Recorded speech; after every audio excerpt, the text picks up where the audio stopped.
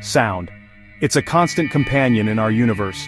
The rustle of leaves, the roar of a distant star, the gentle hum of the cosmic microwave background radiation, an echo of the Big Bang itself.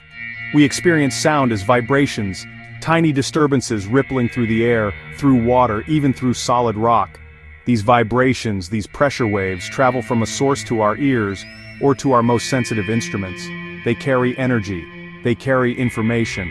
They paint an auditory landscape of reality, revealing the dynamic, ever-changing nature of the cosmos around us. It's a fundamental way we connect with the physical world. But what if our everyday understanding of sound is just one part of a much larger, much stranger story? Imagine a universe where sound isn't just about pressure changing. What if sound could behave in ways that defy our common sense, our earthbound intuition? Physics often leads us to these frontiers. It pushes the boundaries of what we think is possible. It whispers of phenomena hidden in the most extreme conditions, in states of matter so bizarre they barely seem real. Consider this. A sound that doesn't carry pressure in the usual way. Instead, imagine a wave that carries temperature. A heat wave, but not like the warmth radiating from a summer sun. This is a wave of heat that propagates like sound with a defined speed, a distinct character. This isn't science fiction. This is a real phenomenon, a testament to the universe's boundless creativity. Prepare to meet second sound. The story of second sound begins not with a bang, but with a chill, an extreme chill. We journey back to the mid-20th century. Physicists were exploring the strange world of ultra-low temperatures. They were pushing materials to their absolute limits, close to absolute zero. This is the coldest anything can possibly be, minus 273.15 degrees Celsius or 0 Kelvin. At these temperatures, the familiar rules of physics often bend, and sometimes they break entirely, revealing new, unexpected behaviors. It's a realm where quantum mechanics takes center stage, governing the dance of atoms. Our hero in this story is a remarkable substance, helium. Not just any helium, but a special isotope, helium-4, when cooled below a critical point, about 2.17 Kelvin. At this incredibly low temperature, helium transforms. It becomes something else entirely. It enters a state known as a superfluid, specifically helium-2. This isn't your everyday liquid. It flows without any viscosity, any internal friction at all. It can climb up walls, seeping out of unsealed containers in defiance of gravity. It conducts heat in ways that are almost perfect, far better than any metal. It was within this bizarre, superfluid helium that a new kind of wave was first predicted and then observed. The brilliant physicist Lev Landau, a true giant in theoretical physics, first conceived of its possibility in the 1940s. He theorized that two kinds of fluid motion could coexist in helium-2. One part, the superfluid component, carries no entropy, no disorder, no heat. The other part, the normal fluid component, consists of thermal excitations, quasi-particles called phonons and rotons, and it does carry heat. Landau's mathematics suggested something astonishing. To truly grasp second sound, we must first appreciate the stage upon which it performs, helium-2. This isn't just cold helium, it's a quantum mechanical marvel. Below that magic temperature of 2.17 Kelvin, helium undergoes a phase transition, a fundamental change in its state. It becomes a superfluid. Think of it like this. All the helium atoms, or at least a significant fraction of them, condense into a single quantum state. They start to act in unison, like a perfectly choreographed troupe of dancers, moving with zero friction. This is a macroscopic quantum phenomenon. Quantum weirdness scaled up to a visible level. This superfluid state has two interpenetrating components as Landau described. There's the superfluid component, which is perfectly ordered. It has zero viscosity. It carries no entropy, meaning it carries no heat. It's like the ghost of a fluid flowing effortlessly, silently. Then there's the normal fluid component. This part is made up of thermal excitations, the jiggling and vibrating of the atoms that constitute heat.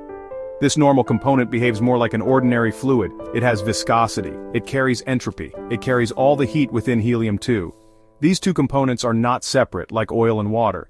They are intimately mixed, coexisting at every point in the liquid. Imagine a ghostly, frictionless fluid intermingled with a more conventional heat-carrying fluid. The proportion of each component depends on the temperature. As you get closer to absolute zero, more of the helium becomes superfluid. Section 4.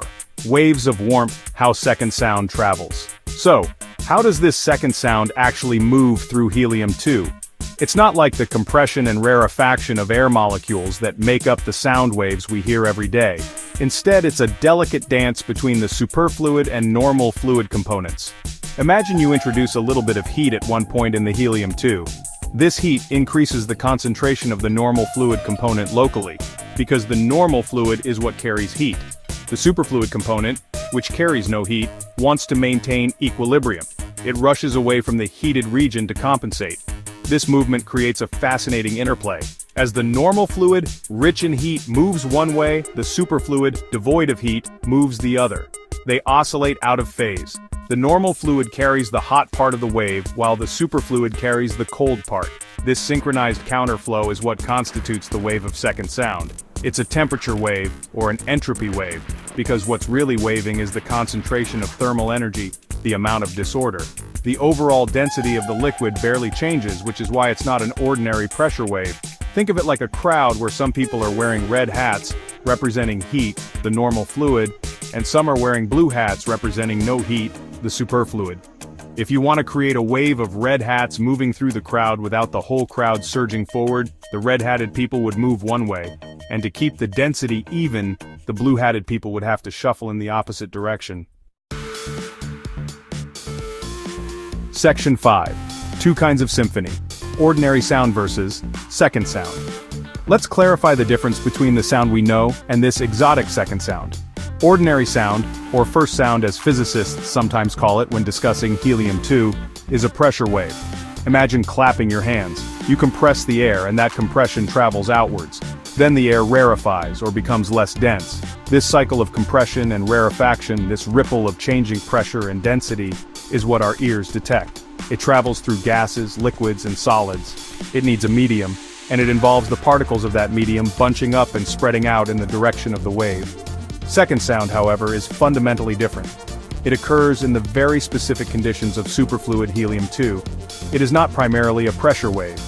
While there might be tiny, almost negligible pressure changes, the main event is a wave of temperature. As we've seen, the normal fluid component carrying heat and the superfluid component carrying no heat oscillate in opposite directions. The total density of the helium barely changes. So if you had a super-sensitive microphone designed for ordinary sound, it would hardly register second sound. You need a thermometer, a heat sensor, to detect its passage. Think about how they are generated. You can create ordinary sound by striking a drum or speaking. You're causing mechanical disturbances, pressure variations. To create second sound, you typically use a heater. You introduce a pulse of heat into the helium-2. This localized warming sets off the counterflow oscillation between the normal and superfluid components. So, one is born from mechanical action, the other from thermal action. One is a wave of density, the other, a wave of entropy or temperature. They are two distinct modes of energy propagation. Furthermore, their speeds are different. Section 6. Beyond our senses, the cosmic significance and lingering mysteries. The discovery and understanding of second sound wasn't just a curious footnote in low-temperature physics. It was a profound revelation.